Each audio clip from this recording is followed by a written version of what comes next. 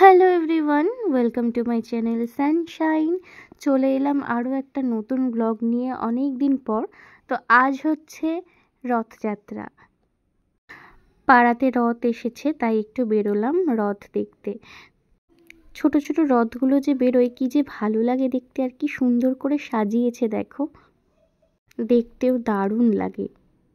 এখানে মামনিও যাচ্ছে রথের দড়ি টানতে।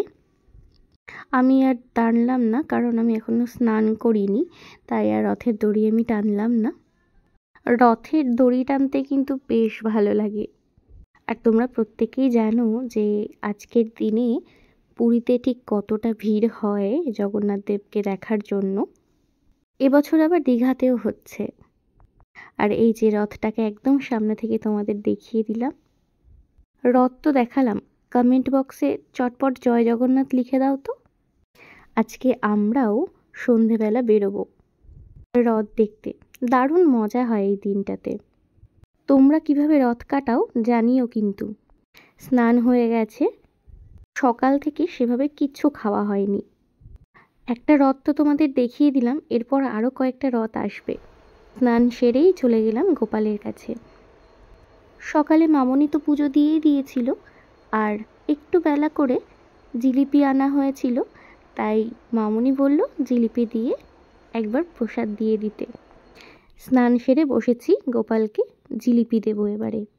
রথ মানেই তো জিলিপি আর পাঁপড় ভাজা। মামনির যেহেতু সকালবেলা পুজো হয়ে গেছে, তাই মামনি সবটা রেডি করে রেখেছে। দেখো এখানে জলও রয়েছে, মামনি বলল শুধু তুমি দিয়ে দাও। আর এটা হচ্ছে গোপালের বাটি। গোপালের বাটি আর গ্লাস আলাদা রাখাই আছে। এবারে শুধু গোপালের গ্লাসে জল আর বাটিতে জিলিপি দিয়ে তাতে তুলসী পাতা দিয়ে নিবেদন করে দেব।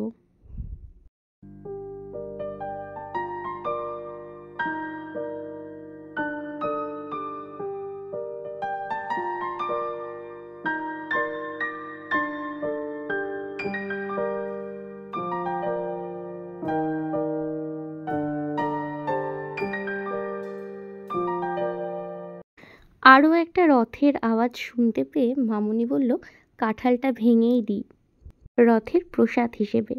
তাই মামনি এখানে কাঁঠাল ছাড়াতে বসেছে।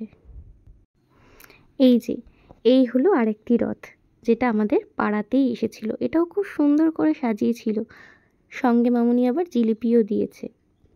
যেহেতু স্নান হয়ে গেছে আমার, তাই এই রথের দড়িটা আমিও একটু টানলাম। কি যে ভালো লাগে এই রথের দিনে রথের দড়ি টানতে, ভীষণ ভালো লাগে। আর কি সুন্দর করে সাজিয়েছে দেখো, ভালো লাগছিল ভীষণ। এই যে রথের দড়িটা একটু টেনে দিলাম। ঘড়িতে অনেক বেজে গেছে, প্রায় 3টে মতন। সকাল থেকে যেহেতু কিছু খাওয়া হয়নি, চলো আগে লাঞ্চটা সেরে নিই। আজকে রথ, সেই কারণে নিরামিষ রয়েছে। মুগ ডাল, একটা সবজি, আর রয়েছে লেবু। এই হচ্ছে আজকে আমাদের মেনু। খাওয়া দাওয়া শেষ করে দেখলাম আরও একটি রথ এসেছে। এই রথের সাথে আবার বেশ কিছুজন লোকজন ছিল। দুপুরে একটু রেস্ট নিয়ে বিকেল বিকেল উঠে রেডি হয়ে গিয়েছি, যাব রথের মেলায়। আগের বছরের মতন এবছরও দিদিভাইয়ের সাথে বেরোবো, তাই রেডি হয়ে এখন যাব দিদিভাইদের বাড়িতে। দিদিভাই, জেঠিমণি, মা সবাই মিলে আমরা রথের মেলায় বেরোবো। যেহেতু আমার শ্বশুরবাড়ির থেকে দিদিভাইয়ের বাড়িটা কাছে, তাই আগে দিদিভাইদের বাড়িতেই চলে গেলাম। মাকে ওইদিকে ফোন করে বলে দিয়েছি রেডি হয়ে থাকতে। আর এখানে এখনও দেখো দিদিভাই রেডিও হয়নি। এদিকে জেঠিমণি রেডি হয়ে গেছে একদম। অনেক বেজে গেছে, 5টায় বেরোনোর কথা ছিল, অলরেডি আমাদের 6টা বেজে গেছে বেরোতে বেরোতে। আর বেরোনোর মুখেই দেখি বৃষ্টি শুরু হয়ে গিয়েছে, তাই একটু লেট হলো। আর এই বিকেলবেলাটাই অল্প অল্প বৃষ্টি হচ্ছিল। রাস্তায় বেরিয়ে দেখলাম অনেকেই রথ নিয়ে, ছোট বড় সব রকমের রথ নিয়ে বেরিয়ে পড়েছে। বেরোনোর মুখেই যেহেতু বৃষ্টি পেলাম, তাই ভাবলাম একটু দাঁড়িয়ে যাই, বৃষ্টি কমলে তারপরেই বেরোবো। বৃষ্টি ইতিমধ্যে কমেও গেছে, আর আমরা টোটোতে উঠেও পড়েছি। আজকে টোটো না বেশি দূর যেতে দেয়নি, অর্ধেকটা গিয়েই টোটো থেকে নেমে যেতে হয়েছে, এত ভিড় হয়ে গিয়েছিল। তাই আর টোটো যেতে দেয়। আমি, দিদিভাই, জেঠিমণি আমরা তিনজনেই বেরিয়ে গেলাম। ওদিক থেকে মা আসবে, মাকে বলে দিয়েছি তুমি রেডি হয়ে দাঁড়িয়ে থেকো। দেখো, তোমাদের সঙ্গে কথা বলতে বলতে পৌঁছেও গেলাম। আর এই হচ্ছে ইস্কনের রথ। তোমাদেরকে প্রথমেই জগন্নাথ, বলরাম, সুভদ্রা দর্শন করিয়ে দিলাম। আর সামনে রয়েছে প্রভুপাদের মূর্তি। প্রত্যেকটা রথের পেছনে অজস্র মানুষ, সামনে পেছনে সব মিলিয়ে অজস্র মানুষের ভিড়। কিন্তু তবুও রথের মেলার কিন্তু একটা আলাদাই আনন্দ। দেখো, আকাশে ঘন কালো মেঘ রয়েছে, তবুও রাস্তায় মানুষের ঢল নেমেছে। প্রভু জগন্নাথ বেরোচ্ছে বলে কথা। আমাদের বেরোনোর কথা ছিল 5টায়, বেরোতে বেরোতে 6টা বেজে গেল। আর এখন ঘড়িতে বাজছে 6:30। একটু অন্ধকার অন্ধকার হয়ে গেছে। আর দেখো, প্রচুর মানুষজন রয়েছে। এই রথের দিনটা বেরোতেও ভালো লাগে, এত মানুষ থাকে, খুব আনন্দ হইল।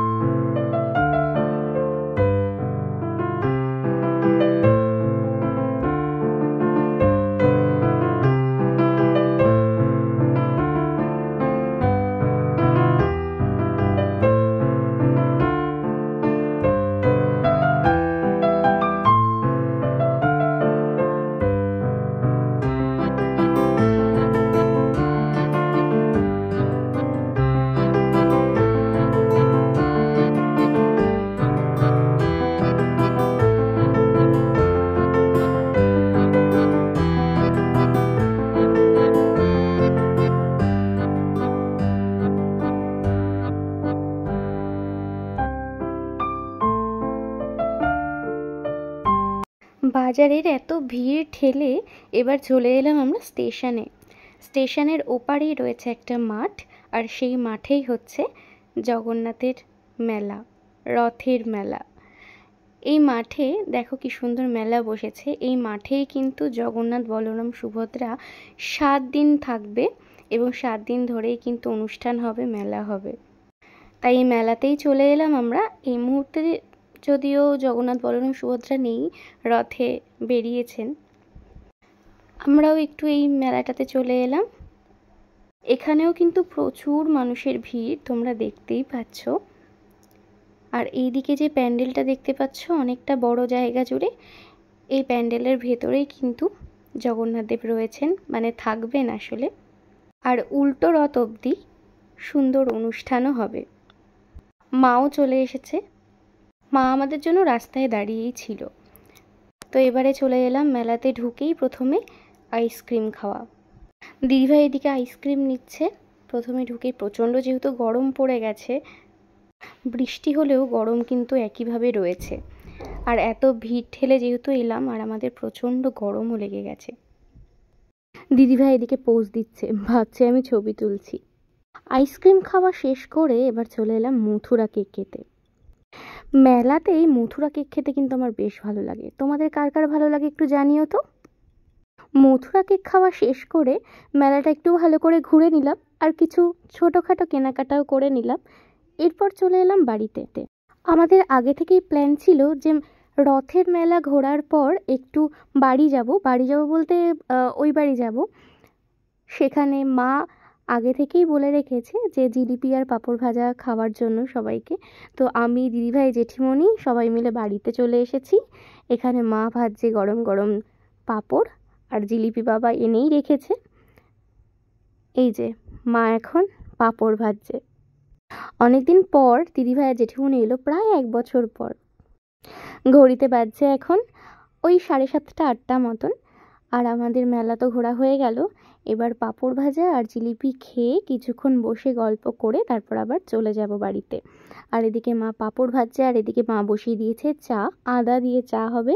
আর এখানে দিদিভাই আর জেঠিমণিকে দেখো, দিদিভাই এই হেয়ার ব্যান্ডটা মেলা থেকে নিয়েছে, তাই এটা পরে বসে আছে, বেশ ভালো লাগছে কিন্তু দেখতে। আর এদিকে মা দিয়ে দিয়েছি পাঁপড় ভাজা আর জিলিপি, যেটা রথের দিন মানে খেতেই হবে, এরকম একটা ব্যাপার। আর ভীষণ ভালোও লাগে খেতে। তো তারপর আমরা চলে এসেছিলাম বাড়িতে।